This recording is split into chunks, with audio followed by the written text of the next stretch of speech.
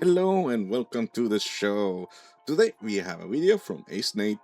Men have known these standards were delusional for a while, but now more women are saying the same thing after hearing it for themselves. Women are delusional in dating. I say this as a professional matchmaker and as a woman who lived inside delusion for 43 years. People come to me with lists. If I check off all the things on the list, I will find love. Well, why not? I mean, it's not like those lists have an obsession with arbitrary numbers that has nothing to do with a man's character, right? So women often had height, and can you guess the other one on the list? Financial security. If you are wanting a gentleman who is 6 feet tall or above and who makes over $150,000 or above, guess what percent of the dating pool you are dealing with? One. Yeah, pointing to improbability doesn't do anything when being delusional is considered a superpower in female empowerment. Well, I think that we always known that the superpower of ladies is always going to be the Delululand, but saying that the very tall guys, very rich, is only 1% is, I think it's a little bit rounded up. It's probably below 1%, even if you want to be precise. But it's really interesting to see this from a woman's point. So most likely she's 44 years old because she has been in the Tulululand 43 years and she's making videos. So she just discovered this. Circles. Ladies, being delusional gets you everything in life. You have to completely brainwash yourself into thinking that you are the shit. I don't think that's going to be a challenge for them, considering they're very accustomed to smoke being blown up their asses. Women, we need to wake up. 6 foot tall and 150K is not, it's not it. That does not include kindness. That does not include intelligence. That does not include emotional availability. Her clients don't want those traits on their own. That comes after they've established he's tall enough and makes more money than themselves, which means we have a problem here. High-earning women's dating requirements create an impossible paradox. Female, mid-30s, based in the US, physician, average looking in my opinion. And we can also assume that's with makeup. I do not want to be the breadwinner in the family, nor for my partner to rely on my income. I would like the option of being able to stay at home with my children without it affecting the lifestyle that I'm used to. So his money is for providing and hers is for leverage, apparently, to find a guy who makes more money than her so that he can provide. I would also like for him to be tall and have hair on his head. I found that men who are high earners fall into two buckets. The first bucket is that they don't really care what the profession, they just want someone who's very pretty, very young, or very traditional. Well, that's 3 strikes. How about the second bucket? The second bucket is where they do value someone's career. That's because they usually want them to contribute financially. But the irony is that the very reason that that person would choose them, she has negated by essentially saying that she wants her income to remain optional. Before we hear what Nate has to say about this, I wanted to say that is that not like the common thing what we keep on seeing on the dating scene, to all those guys who still go on dates? I am above 6 feet and I'm making a decent living because I work my ass off, but it's still difficult.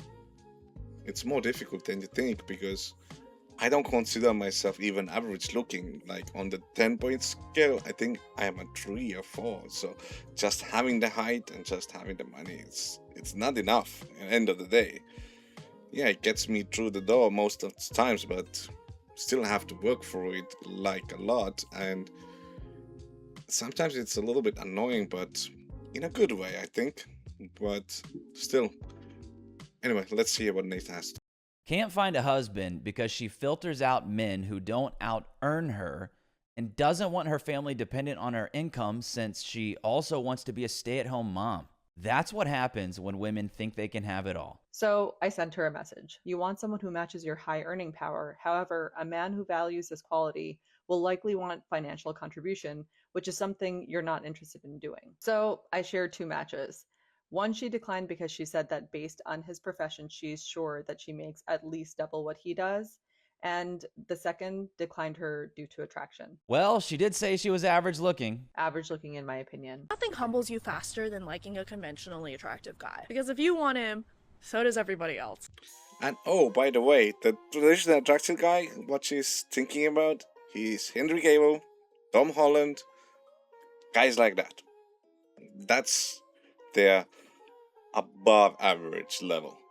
Holy, yep, that's so crazy. On the topic of appearance, one thing I never thought I'd care so much about was good skincare.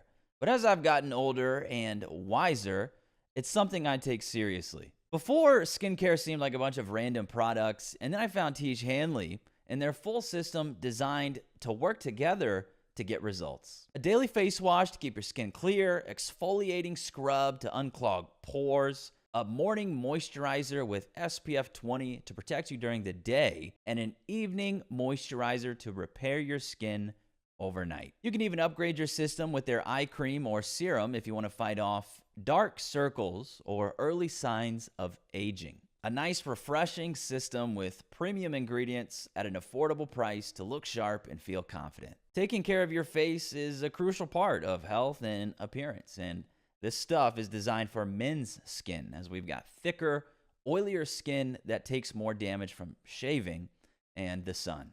Tiege fixes that. Over 3 million boxes sold and thousands of 5-star reviews, so clearly it's doing something right. And because Tiege sponsored this video, they're offering you guys an insane deal. You can get 40% off of your first box and a $20 free gift, but only when you click the link down below. So don't sleep on skincare. Try it for a month, and you will see and feel the difference. Back to the video. Starting to notice a pattern here, which is frowned upon nowadays, unless you come with a PC explanation for why it's happening. Women are choosier, and women, generally speaking, mate socioeconomically, horizontally and up. But what we also have to acknowledge is that if we don't figure out a way to produce more economically and emotionally viable young men, we're going to have a lack of household formation. You're the breadwinners now. Take some responsibility and act like it. Time to woman up and marry that guy working part-time at Burger King and let him stay home and take care of the house. The same way men have been doing for women for eternity. So women making more than men destroys the dating pool for women, so men have to make more.